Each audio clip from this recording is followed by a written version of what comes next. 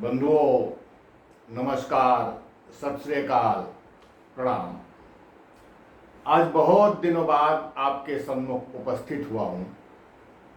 कुछ व्यक्तिगत कारण से क्षमा कीजिएगा और अपना स्नेह पहले जैसा ही बनाए रखिएगा। बंधुओं, आज हम बात करेंगे दान के ऊपर कि सनातन धर्म में दान की क्या महानता है और दान के किसी एक बिंदु पर थोड़ा मैं सहमत नहीं हूं, उसकी चर्चा वीडियो के अंत में आपसे करेंगे। कृपया वीडियो को अंत तक देखिएगा।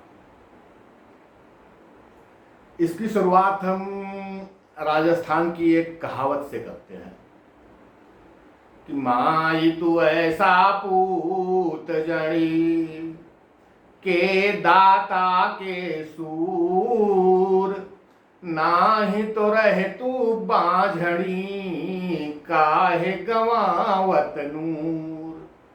क्योंकि राजस्थान सूरवीरों महाराणा प्रताप, दानवीरों भामाशाह की धरती है। वहां माई से ये कामना की जाती है कि जो पुत्र पैदा करेगी उसके अंदर दो में से एक गुण तो अवश्य होगा, वो या तो दानवीर होगा या सूरवीर होगा। हमारे प्राचीन ग्रंथों में से वहां से लेकर के और आज तक दान की बड़ी महिमा गाई गई है। आप देखिए, कबीरदास जी ने लिखा कि चिड़िया चोचन भरी लई, नदी घट्यो नहीं नीर, दान दिए धन ना घटे कही गए दास कबीर। और थोड़ा आगे बढ़ो, रहीमदास जी, उनको तो जब दान देना बंद हो जाए तो जीना भी अच्छा नहीं लगता था। तब ही लो जीवो भलो, दीबो होय न धीम, जब दीबो धीमो भलो, हम ही न रुचय रही।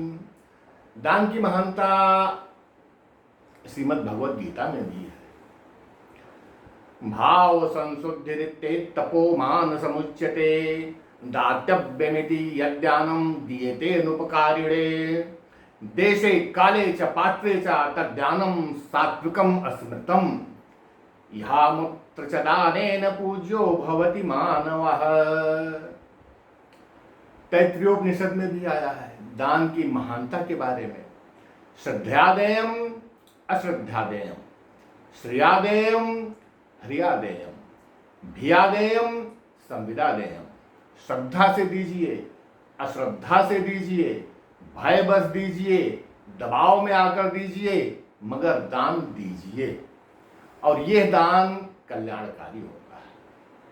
सदैव, हर समय, हर युग में किसी भी रूप में दिया गया दान कल्याणकारी होगा। और सनातन धर्म में सगुण ब्रह्म के प्रबल स्तंभ तुलसी बाबा ने बड़े थोड़े में बहुत कुछ कह दिया। प्रगट चारि पद धर्म के, तिन्ह मह एक प्रधान, जेन केन विधि दीन्हे दान करई कल्याण। धर्म के चार पद, चार स्तंभ, चार पैर, सत्य, तप, दया और दान। इनमें से सबसे महत्वपूर्ण दान को कहा गया है। दान बहुत प्रकार का होता है। अन्नदान, भोजन दान, जिसमें मेरे ख्याल से पूरी दुनिया में अगर कोई रिकॉर्ड है तो हमारे गुरुद्वारों का है। अगर आज के समय में भूखे मरते पाकिस्तान में हमारे गुरुद्वारे शुरू से ही पनपे हुए होते तो आधा पाकिस्तान तो हमारे गुरुद्वारे में भोजन करके तृप्त हो जाता। भाई भूखा नहीं मरता वो। स्वास्थ्य दान, रक्तदान में आप देखिए रेड क्रॉस सोसाइटी, विद्यादान, अभयदान, कन्यादान और प्रजातंत्र में सबसे महत्वपूर्ण मतदान। इसी दान के सहारे प्राचीन काल में हमारे गुरुकुल चलते थे। शिक्षा व्यवस्था जो थी वो कंप्लीट पूरी तरह से दान पर आश्रित थी। हर गुरुकुल को, हर गुरु को किसी न किसी राजा का आश्रय मिला होता था, वो उससे पोषित होते रहते थे और वहां पर निस्वार्थ निःशुल्क सेवा प्रदान करते थे। इसी तरह तब एलोपैथी तो थी नहीं, आयुर्वेद का समय था। आयुर्वेद के जितने अनुसंधान हुए हैं वो सब महलों में बैठ के थोड़े होते थे, सब वनों में, जंगलों में, नदियों के किनारे हमारे ऋषियों मुनियों ने किया है। यज्ञ तप में तमाम खर्चे होते थे, वो सब राजाओं द्वारा दान ही दिया जाता था। नहीं, ऋषियों के पास पैसा कहाँ से आता? तो और देखिए, हमारे सेठ साहूकार जितने हैं, जब ये बिस्लरी की बोतलें नहीं बिकती थी, यातायात के इतने साधन भी नहीं थे, लोग पैदल चलते थे, पानी प्यास लगती थी, पानी के लिए छबील, कुएं, बावड़ी, ये क्या जलदान ही तो था।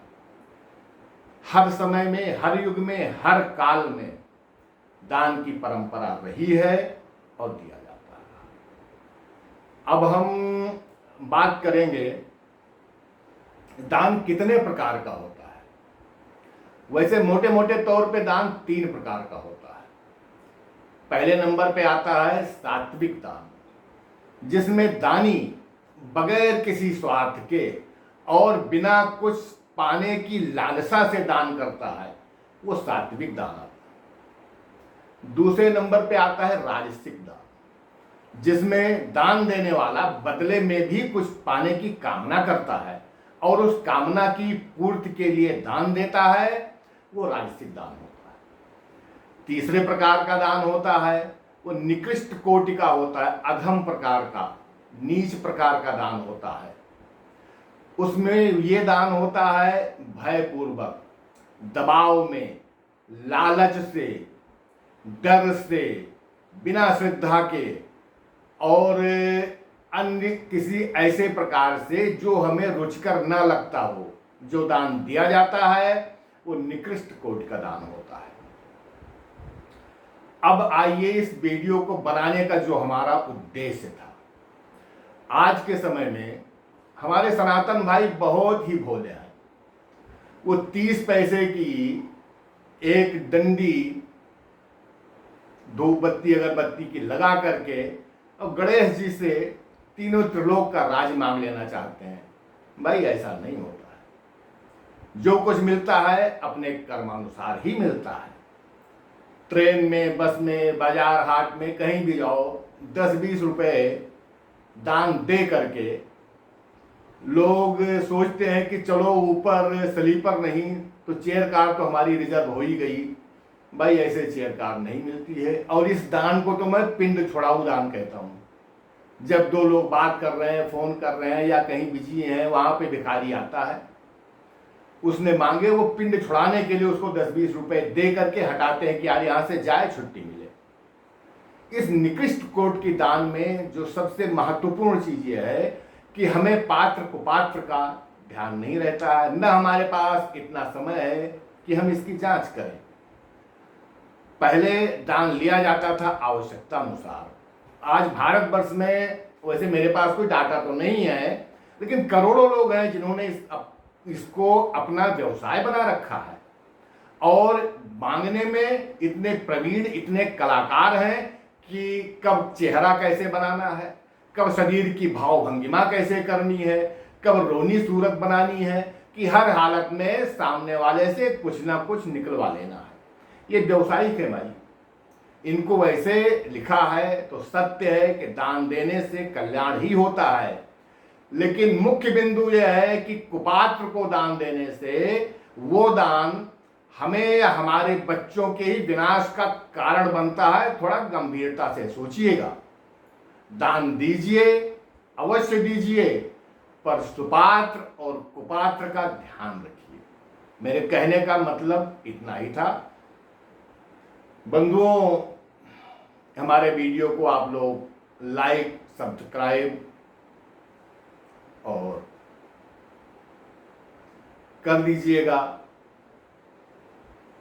इससे आपका कुछ नहीं बिगड़ेगा, मगर मेरा हौसला बना रहेगा।